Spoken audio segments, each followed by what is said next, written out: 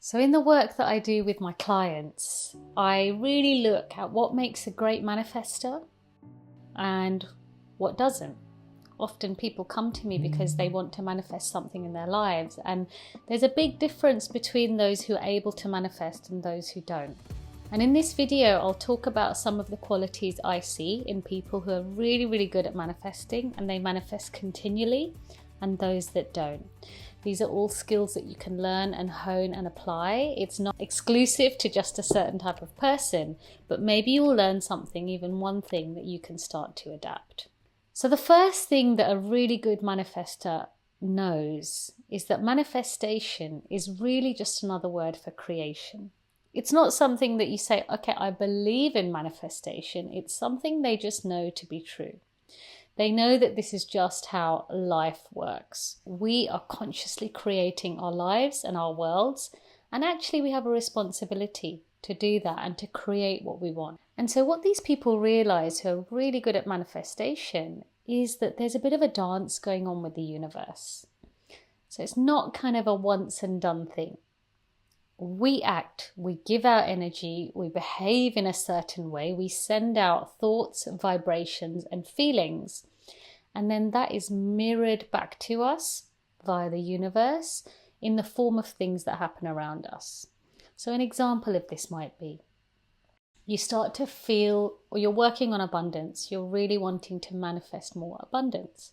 So you start to really work on your feelings of abundance. You start to really work on having a more abundant, positive mindset around money or anything else, any other type of abundance. And then suddenly the next day, you get a phone call from a friend offering you an opportunity that's going to pay you some money. This is a sign. It's like showing you that there's this dance that's going on. A really good manifestor knows that and pays attention to that, and will use that as a signal that what they're doing is working and is actually bringing back a result. And then they'll use that as positive motivation to take them forward. Someone who's not great at manifesting will change their behaviors, will receive the same phone call, but will kind of put it down to coincidence, and then is much more likely to give up on the process. So seeing it as a bit of a dance and really noticing the signs that come back to you as you respond to this energetic force field is really important. And really knowing that manifestation is a bit of a craft, it's a bit of a process. It does take time. And this is the second point that's really, really important. How you manifest and what works for you will be slightly unique to you. And a really good manifestor knows this. So for example, with me, I know when I'm about to manifest something, before it's actually come in, I know how I feel. Like I know exactly how my body feels, what happens in my system. I know when I feel faithful about something, what that feels like for me. And a really good manifestor tends to do the same. They realize that it's a process. It doesn't happen in one day. It can, but often it's a process. So it's about really understanding, what have I manifested in the past? How did I manifest that thing? And what truly works for me in order to manifest? Am I somebody who really needs a vision board? Not everybody does. Am I somebody who's able to have this really strong internal vision, connect to what I want, and just make it happen and just have this faith that it can happen? Am I somebody who really needs to write down the specific details in a list?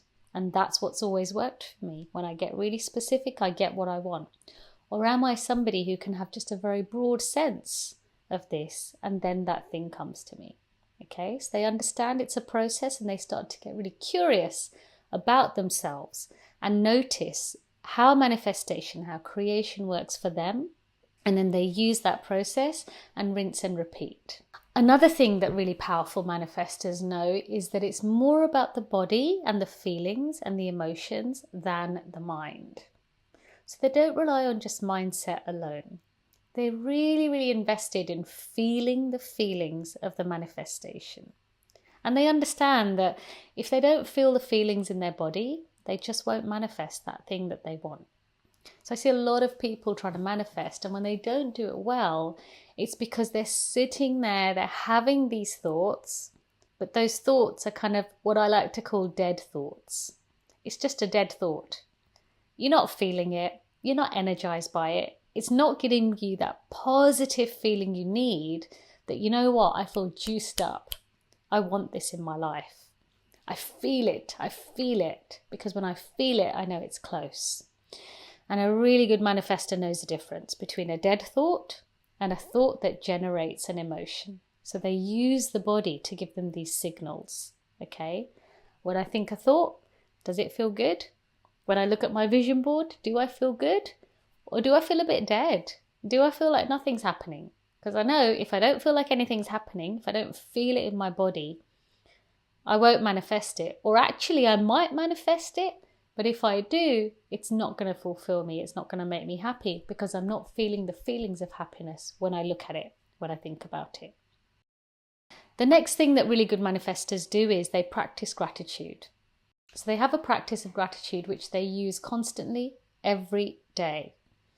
And that practice of gratitude really keeps them in the feeling of abundance and keeps them in the feeling of faith while they are waiting for their manifestation to come. So using money as an example, someone I know who was trying to manifest, it was actually a client, trying to manifest money, really wanted to make a certain amount of money, did not know where it was coming from, but really leaned into gratitude. What can I be grateful for today? They ask themselves this question on a day-to-day basis. What can I be grateful for? What abundance can I be grateful for today? What money do I have? And when they did this and they started counting this, it made them feel really, really faithful. It made them believe that they had power. It made them become detached. And it gave them this really incredible, powerful faith that what they were trying to manifest was on its way. And I could actually feel that faith from them as I spoke to them. There was just something in their system, in their energy, in the way they showed up, that I knew this was going to happen for them because there was this incredible level of faith. So that's the next thing. That gratitude, or whatever you need to do, that faith is so, so important. If you have that faith inside of you, you actually feel it, you believe it, and then you're actually not worried about time. Which takes me to my final point. A really good manifestor is not attached to time. They know that when you're attached to time and you need things to happen on a certain timeline, you don't believe it. You don't believe it's going to happen. Because knowing that something has to happen on a timeline, look, I'm doing it with my hands. It's like, it's got to happen. It's got to happen. Why hasn't it happened? You're constantly keeping score. When you detach from time, yeah? So you're trying to manifest something, you're looking at your vision board, you're feeling the feelings. Just feel into that for a second. Imagine something you want in your life. When you're detached from time, it feels so much more expansive. It feels present, it feels now, and it feels expansive. Like time is not even in the picture. Time is irrelevant. And that is way more powerful, way more magnetic and attractive to the universe, to the universal energy, than someone who's here struggling and stressing about time. So the last thing that a really powerful manifestor knows is not to worry about time. They work on their faith, they work on that feeling internally, knowing it will come. And then time is irrelevant.